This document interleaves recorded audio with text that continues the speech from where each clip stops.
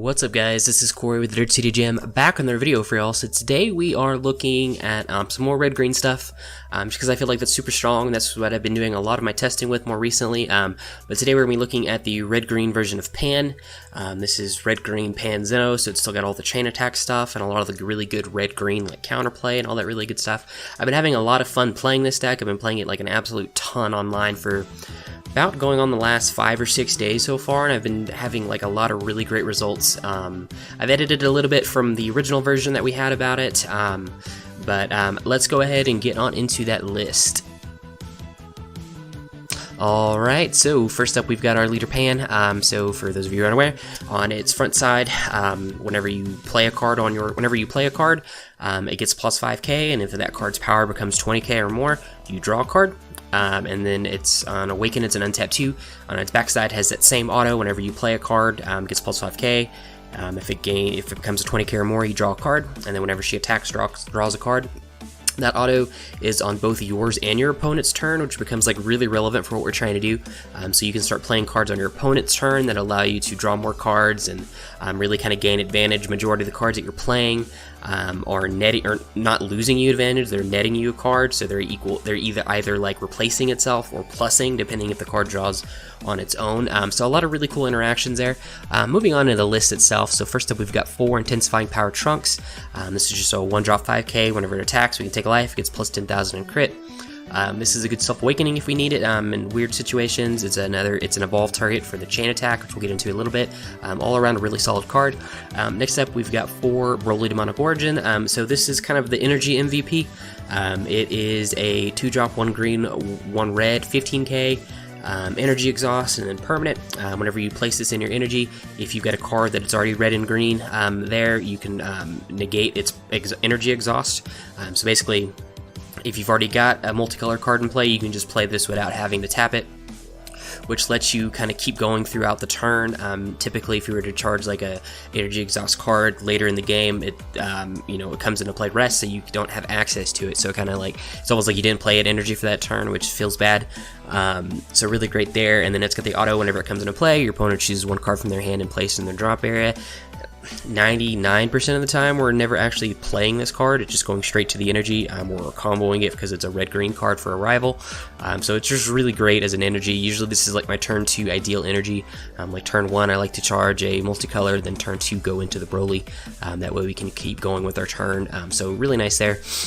Next up, we've got 4 Trunks, Surge of Energy. This is the Anniversary Box Trunks. It's a 2-drop 15k auto. Whenever this card gains power once per turn, you draw a card. So whenever you play this off of Pan, you get to draw 2 cards, which is really nice. It's another chain of target, a chain evolve target, and then it can just swing in for 20k. It draws you 2 cards, which is really cool. And sometimes they just usually will sit there.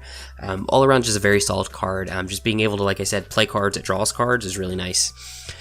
Next up, we've got 3 Mach Speed Kaioken Son Goku. So this is a 3-drop 1 red, 15k, permanent. If you've got a multicolored card in your energy, reduce this card in your hand by 1, so it's a 2-drop.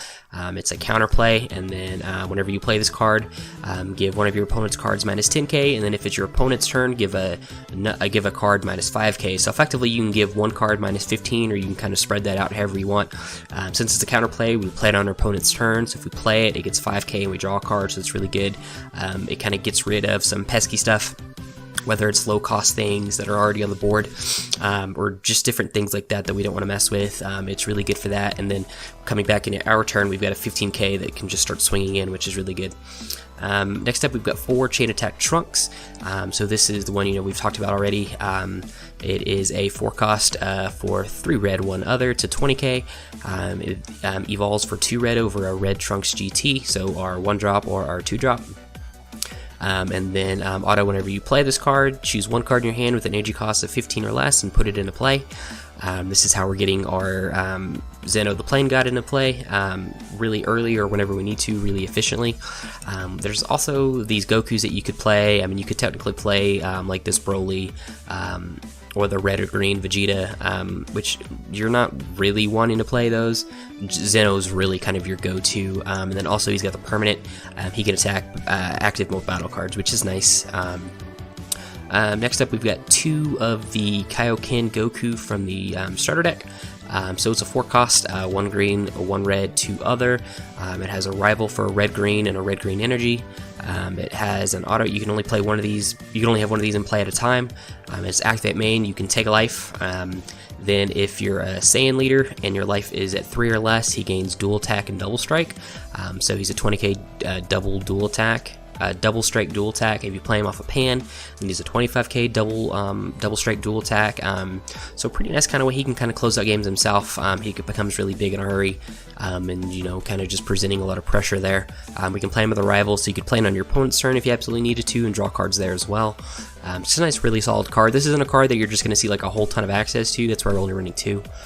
Next up, we've got 2 Foreseeing Hit. So it's a 4-drop, 2 red, 20k auto. Whenever you play this card, look at your opponent's hand, choose 2 battle cards there, and then send another warp. And at the end of your opponent's next turn, or the end of your turn, they go back to your opponent's hand. So it's really good there. We're able to kind of get hand knowledge of what they're doing. And just kind of remove threats that we don't want to deal with the next turn, or if they've got like, you know, like a low hand size and you can see they can only combo out to X, we can start like removing super combos or whatever it is. Really kind of great card. He can kind of close out games by himself, just like removing that because he's a 20k double striker. And just kind of, it's just great having that hand knowledge, regardless whether he finishes the game himself. Just that hand knowledge is really good.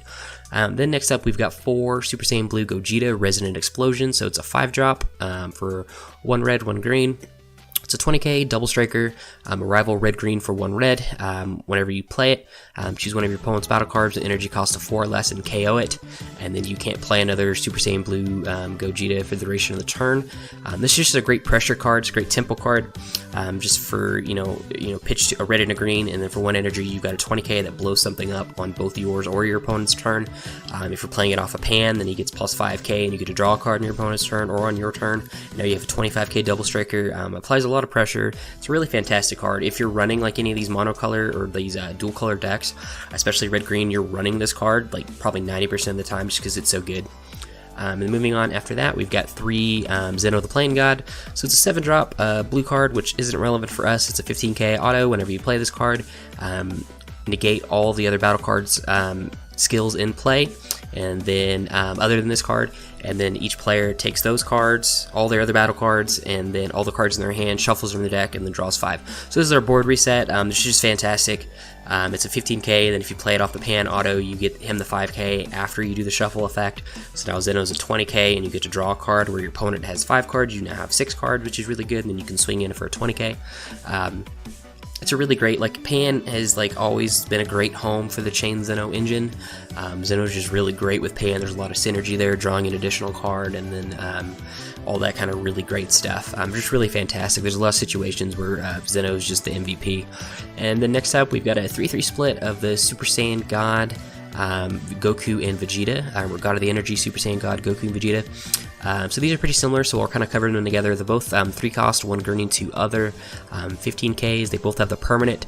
If your opponent has 2 or more battle cards in play, reduce the energy cost of these cards in your hand by 2. They cost 1 green. The Goku has a Sparking 3. Whenever you play this card, draw a card. So if you play it with Pan, you're drawing 2 cards and you now have 20k. And then the Vegeta has Sparking 3. Whenever you play this card, choose any number of your opponent's battle cards, which energy costs equal to 2 or less, and then KO them. So this is pretty good board removal. It's really great for like the tokens and all that. He can just like wipe the board of all the tokens, which is really nice. Really what these are, they're just really good efficient cards. You can, like I said, you can play them for 1, and the most important aspect of them is their 0-5k combos, so they're really great fodder for our rival and different things like that. So really great cards here, and really great value for them both. Next up, we've got 3 Vegeta the Cruel, probably the second MVP of the deck. It's just one of the better counterplays in the game. You know, we've kind of talked about this a bunch over here on the channel. I really love this card. It's probably my favorite card of the entire set. But it is a 3 cost 1 green 15k.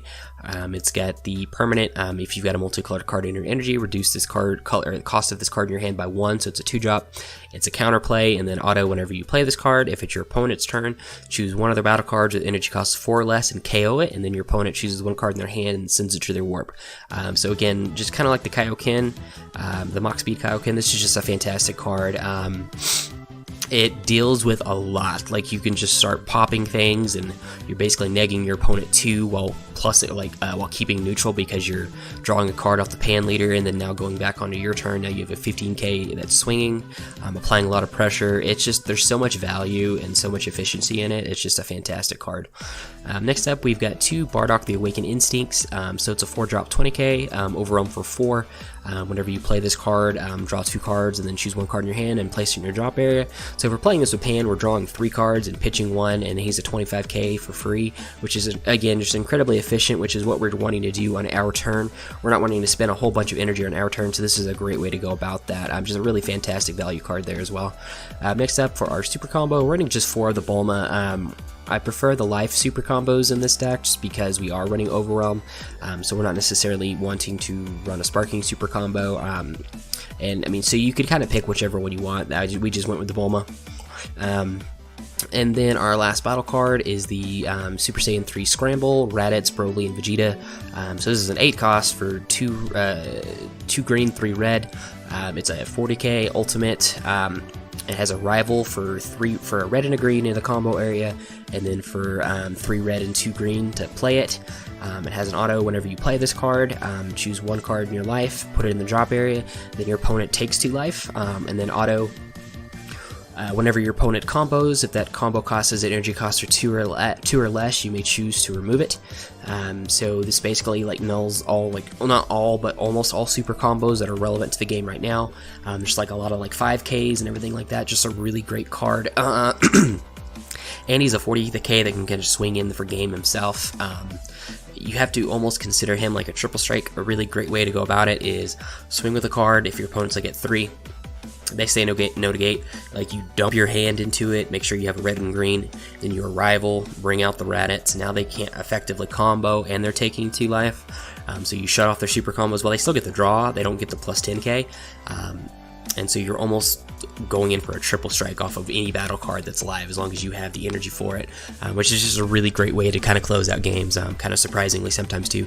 It's also, since it's a rival, you can play it on your opponent's turn, so if they get somewhere where they're at 2 life, then they swing in for game or something, you can just combo this and get it out with a rival and just end the game right there and then and there. So that's really fantastic.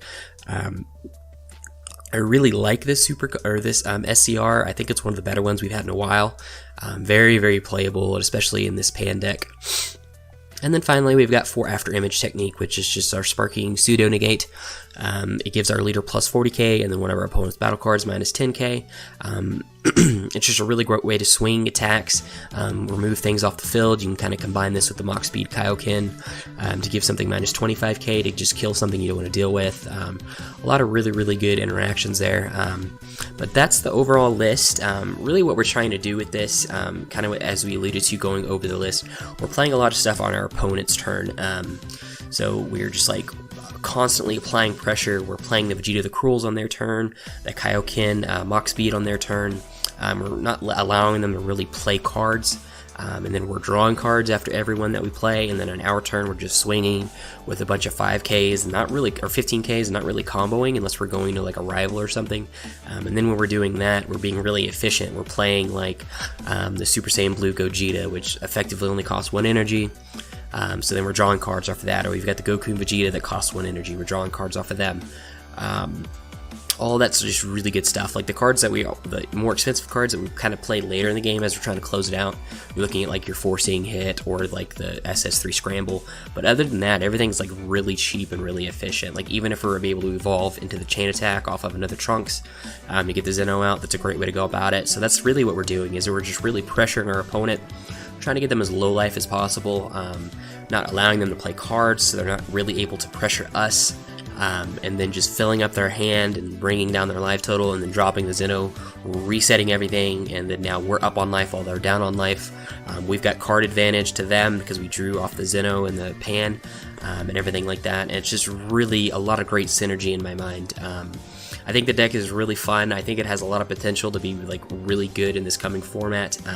The deck, whenever it starts hitting and you're able to just like continually like keep your opponent from not being able to play things, it gets really controlly and it gets really gross. It like gets really annoying for your opponent to have to deal with that. We're very oppressive. In terms of like the sideboard and stuff like that, you could include things like Denial of Hope. That was something I kind of toyed with in the main deck. I'm personally, I don't like extra cards if I can avoid it, but that is definitely something you could consider. Maybe cut like the starter Kaioken Goku and throw in like 2 Denial of Hope, because we don't really have an answer to barrier. That's one way to do that, as you throw in Denial of Hope. Other things determine the sideboard, if you get your traditional, like your Tin Shinhan, your Mercenary Taos, all that kind of good stuff. There's a lot of flexibility because we are red-green. If you got the Chain Attack, they can bring other stuff in. You can do like the Fearless Pans and all that kind of really cool fun stuff. But anyway, guys, that is it. And let me know what you think down below, and we will see y'all next time.